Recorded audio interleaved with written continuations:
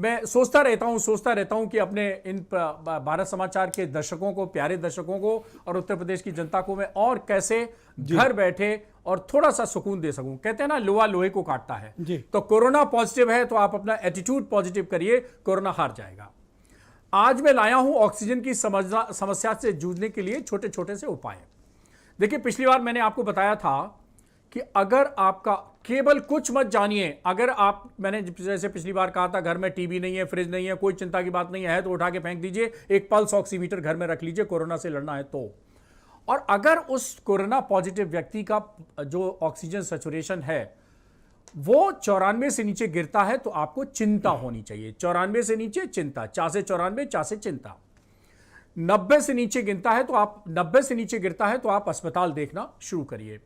अब मैंने कहा था कि अगर 94 से ऊपर है तो बहुत सिंपल मेरा प्रोटोकॉल है। आपने, धन्यवाद, बहुत बड़े पैमाने पर उसको सर्कुलेट किया है लोगों तक। कम से कम 12-13 राज्यों से मुझे सूचना मिल गई है कि ब्रजेश जी की अनुकंपा से मेरे ट्रीटमेंट प्रोटोकॉल इतने राज्यों तक पहुंच गया है। दिल्ली, राजस्थान, हरियाणा, पंजाब, जम्मू कश्मीर, छत्तीसगढ़, झारखंड, बिहार, पता नहीं कहां आपने पहुंचा दिया है जी।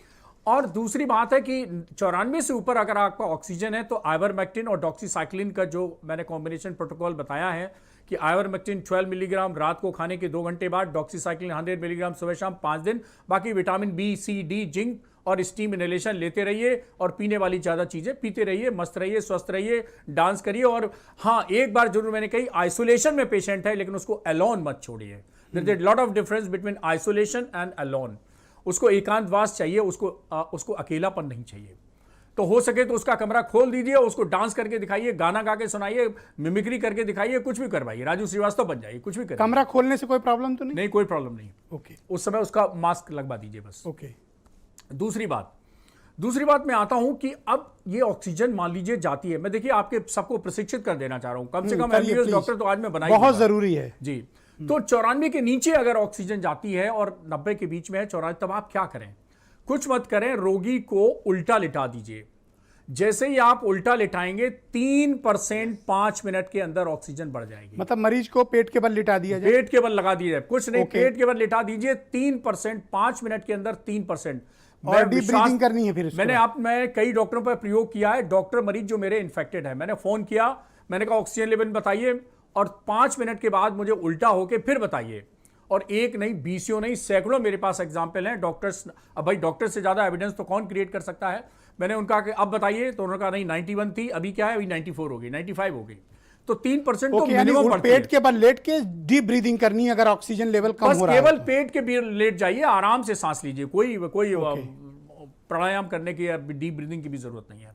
केवल पॉस्चर से ही जो हमारे फेफड़े में कोलैप्स एल्वोलाई होते हैं वो खुल जाते हैं, केवल पॉस्चर चेंज करने से। 3% ऐसे बढ़ गई। अब 3-4% के बढ़ाने का और जुगाड़ कर देता हूं मैं आपके दर्शकों की जी। तो आज 6% ऑक्सीजन में देखे जा रहा हूं सिर्फ डिबेट के माध्यम से। अब 94 के नीचे आइवरमेक्टिन डॉक्सीसाइक्लिन का जो कॉम्बिनेशन है वो 94 से ऊपर बहुत अच्छा काम करता है। कोई दवा की जरूरत नहीं, इसी कॉम्बिनेशन के आधार पर सब ठीक हो जाते हैं। अब 94 से गिरना शुरू किया तो डेक्सामेथासोन, मिथाइल प्रेडनिसोलोन या प्रेडनिसोलोन नाम की दवा आती है। डेक्सामेथासोन यूजुअली मैं इस्तेमाल करता हूं 4 मिलीग्राम दिन में 3 बार। अगर 60 किलो से वजन ज्यादा है तो 8 मिलीग्राम 3 बार।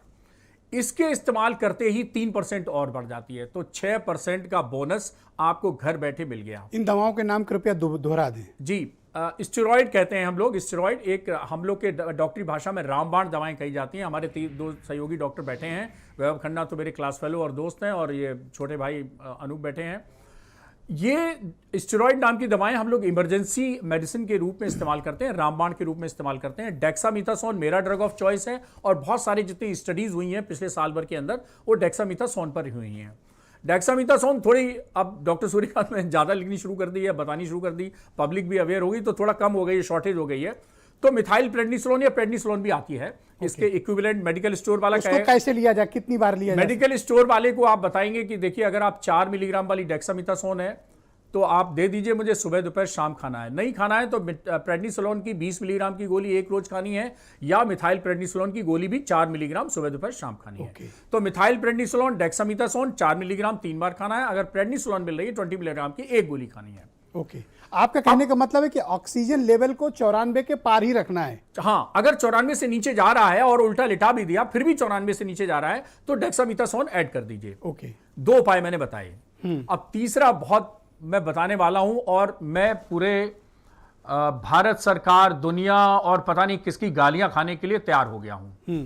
तो गालियां मुझे स्वीकार है, मैं एक्सेप्ट कर रहा हूं और गाली स्वीकार करने के पहले ही मैं डिस्क्लेमर देता हूं कि मैं बहुत बड़ी बात कहने जा रहा हूं जो बहुतों को पचेगी नहीं, बहुतों को रचेगी नहीं, बहुतों को बसेगी नहीं। रेमडेसिविर रामबाण नहीं है। कृपया रेमडेसिविर की कालाबाजारी बंद करिए। ये रेमडेसिविर रामबाण नहीं What है। you are saying, डॉक्टर साहब? जी, मैं बिल्कुल कह रहा हूं और आप ये बात होशो हवास जिम्मेदारी में से कह रहा हूं और एविडेंस बेस्ड के साथ कह रहा हूं। एक ट्रायल हुआ था। अब देखिए क्या हुआ कि सबसे पहले इस कोरोना वायरस के युद्ध में सबसे पहले हाइड्रोक्सीक्लोरोक्विन आई और जब से ट्रम्प साहब ने कही हाइड्रोक्सीक्लोरोक्विन इज तो बहुत लोग मारे गए थे जी। और उसके बाद हाइड्रोक्सीक्लोरोक्विन इतनी हुई कि अमेरिका से बहुत डिमांड आई, हमारे देश ने खूब कमाई की, उनको बेची। लेकिन हाइड्रोक्सीक्लोरोक्विन बाद में फ्लॉप दवा पाई गई और उसको बंद करना पड़ा। हमारे केजीएमसी के डॉक्टर्स ने प्रोफाइलेक्सिस के रूप में ली और 17% 17% को कोई ना कोई साइड इफेक्ट हो गए। हमें प्रोफाइलेक्सिस लेनी, अपनी जूनियर डॉक्टर को, मैंने तो खैर ली नहीं, तो मेरा तो शुरू से विश्वास नहीं था, वो बंद कर दी। तब खेल शुरू हुआ आइवरमेक्टिन का। आइवरमेक्टिन की स्टोरी आप सब जानते ही हैं। आपने पिछली बार मुझे नाम ही डॉक्टर आइवरमेक्टिन कर दिया डॉक्टर सूर्यकांत से। तो आइवरमेक्टिन की सक्सेस। तो अगर रेमडेसिविर आपके मुताबिक गेम चेंजर नहीं है, बिल्कुल तो क्या गेम चेंजर नहीं है। मैं बताता हूं गेम चेंजर क्या है। रेमडेसिविर बिल्कुल गेम चेंजर नहीं है और मैं सबसे बड़े दुनिया के ट्रायल की बात कर रहा हूं जिसका रिजल्ट अक्टूबर में आया। हुआ क्या कि पिछले साल 2020 में ये तो बड़ी अद्भुत बात आपने बताई भाई। हाइड्रोक्सीक्लोरोक्विन फ्लॉप हो गई तो उसके बाद रेमडेसिविर सीन में आई और रेमडेसिविर मल्टीनेशनल कंपनीज बनाती थी। इस दूरदर्शन इस चैनल के माध्यम से मैं जितनी बात कह सकता हूं, जितनी मेरी मर्यादा सीमा मुझे बताने के लिए मैं स्वतंत्र हूं, उतनी बात मैं कह रहा हूं, उससे ज्यादा नहीं कह सकता। अकेले में पूछ लीजिएगा, मैं सब बता दूंगा। तो रेमडेसिविर आई, मल्टीनेशनल कंपनी थी, 5,000 रुपए इंजेक्शन इसकी कीमत होती है। अभी भारत सरकार, प्रधानमंत्री जी को मैं धन्यवाद देता हूं कि कैपिंग करके उन्होंने 3,500 पे लाया है। लेकिन कैपिंग करने से फायदा क्या हुआ है? बालाबाजारी हो रही है। आगरा में मेरे एक दोस्त ने 50,000 की रेमडेसिविर का इंजेक्शन लिया। डॉक्टर साहब आप तो खुशकिस्मत हैं, गोरखपुर में 80,000 रुपए में मेरे एक दोस्त ने खरीदी है। चलिए, मेरा दोस्त थोड़ा बार्गेनर अच्छा होगा ना। तो 6 इंजेक्शन लगते हैं। सोचिए, आप नॉर्मल कीमत 5,000 की ली जाए तो 30,000 रुपए की थेरेपी पड़ती है नॉर्मल। अगर 50,000 और 80,000 में होगी तो कितने लाखों में कीमत पहुंच जाएगी। ये तो आपने बड़ी मानवता पर मदद की कि ये रेमडेसिविर गेम चेंजर नहीं है। जी बिल्कुल नहीं है। उस स्टडी की मैं बात कर रहा था जो कि अक्टूबर में आई। उस स्टडी में क्या किया गया कि सीवियर मरीजों को जो वेंटिलेटर पे थे उनको एक ग्रुप को रेमडेसिविर दी गई, दूसरे को नहीं दी गई। स्टडी के दौरान पाया गया कि जिनको रेमडेसिविर दी जा रही है उनमें मौतें ज्यादा हो रही है। उन्होंने कहा भैया ट्रायल रोक दो। ट्रायल रोक दिया गया।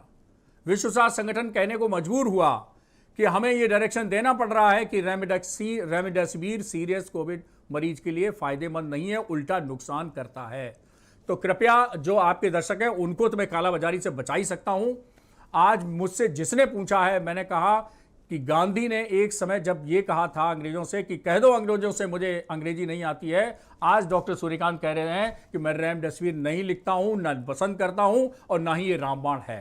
Thank you. गेम चेंजर है ऑक्सीजन और गेम चेंजर है स्टेरॉइड और गेम चेंजर है अर्ली डायग्नोसिस, गेम चेंजर है अर्ली ट्रीटमेंट। बहुत अद्भुत बात आपने कही, बहुत शुक्रिया आपका। और इसीलिए लोग आपके इतने दीवाने और फैन हैं।